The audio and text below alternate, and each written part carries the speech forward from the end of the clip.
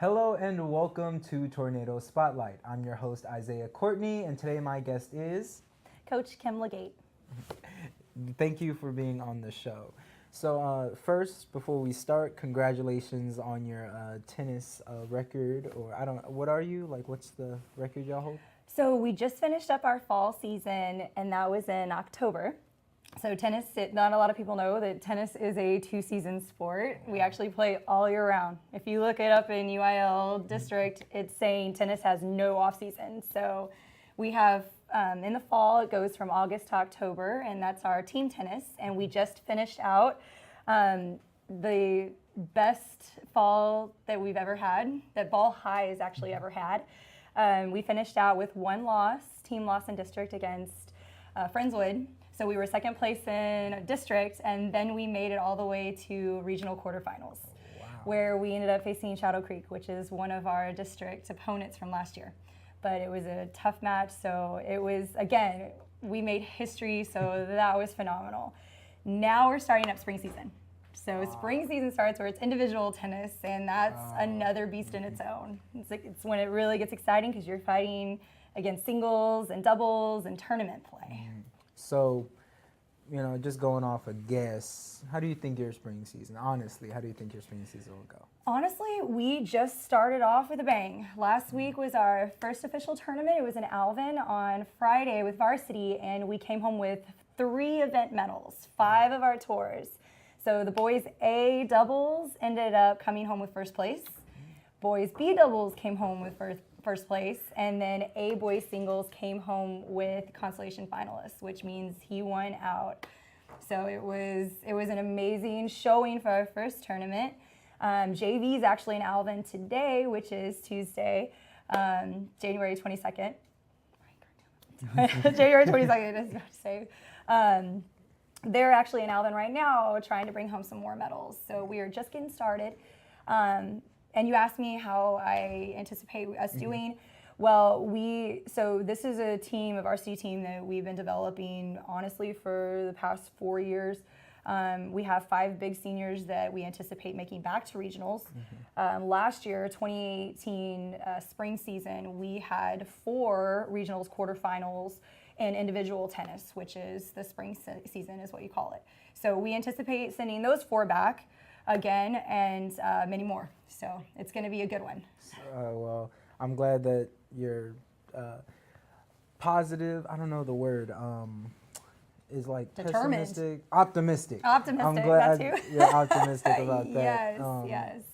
I know the only other team I can think of sports-wise doing good for Ball High, 6-1, the boys basketball team. Absolutely, yes, the contenders. Then I heard playoffs. y'all were doing even better. I'm like, wow, I didn't even know.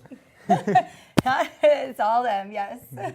So what's the main thing do you think you work on? Because I know y'all have practices. What do you think the main thing y'all work on? Honestly, to start off, so this is my 5th year coaching, head coach for boys and girls tennis. And the first thing biggest thing to come together is as a family. So we build on that teamwork, getting the right tours in the right position.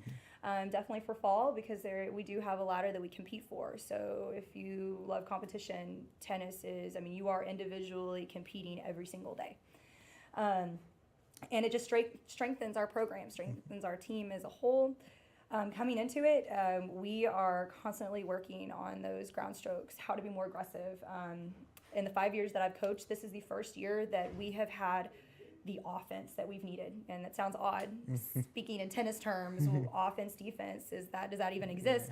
And it does. Defense, you could just try to get the ball back. Offense, you take your angles and you find that winning shot. And this is the first year that as a team, we have hit that level of skill to have offense, and it's just been incredible to watch them play.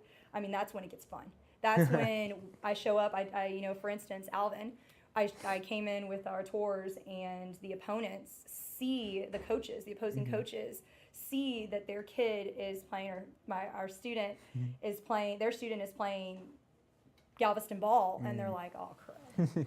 And I say, yes, we're that team now, ball. We are that team. So we are definitely a force to be reckoned with, and it makes it that much more fun, that much more competitive, and it's been an exciting trip. Definitely exciting journey. And you said that you were coaching for 5 years.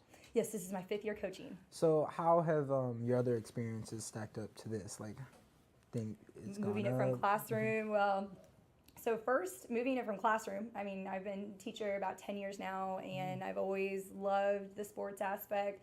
I'm the AP statistics teacher, so I definitely love sports. Sports statistics are definitely my passion. So when I was asked to be the tennis coach, it just fell right into place. And it's like any other program building. You start at a level of, how do I make this a family? How do I make this a community? To how do I build the skills? To now let's take on the top of the top. Let's be at the top. And that's where we are now. And it's been an amazing time working with the players, the individuals, including their families. I'm constantly asked when guests come. Like, for instance, you know, you guys came one time last year for a tournament, or Mr. Dudas came, and anybody immediately asks, where are the officials? Galveston Ball has 10 courts, and every court is being used, and there are no officials. And in tennis, in high school tennis, it's on the honor code. So there are no officials. You call your own lines. It's up to the players to, you know, again, be honorable. And that's another reason why I absolutely love coaching the sport, because I work with individuals every single day with the highest integrity.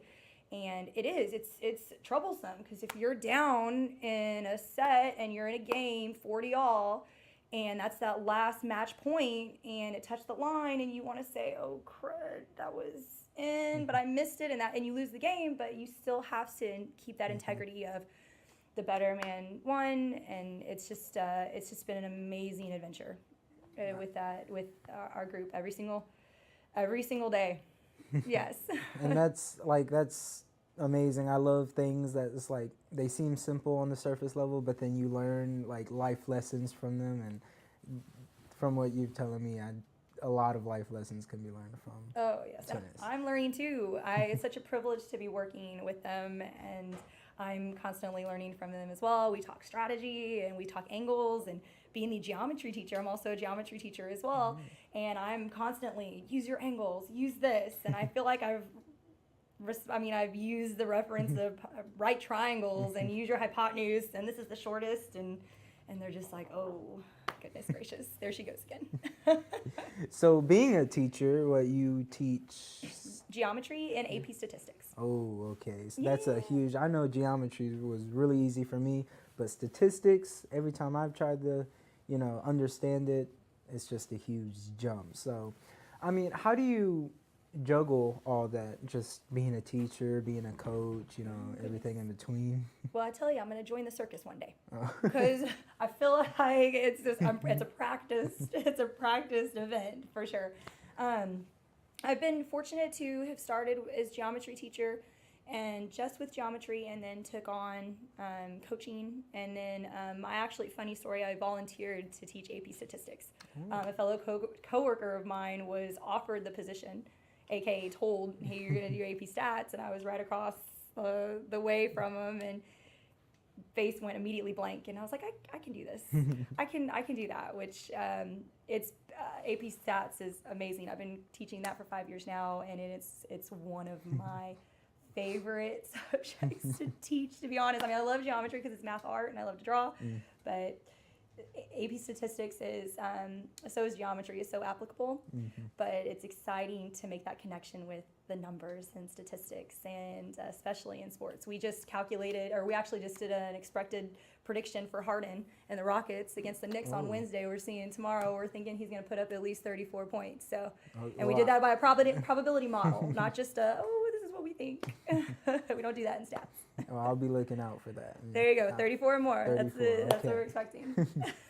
Well, thank you so much for being on this episode. This was a very positive episode. Like, I don't think I stopped smiling the whole time. So, but congratulations. Yeah, thank you so much.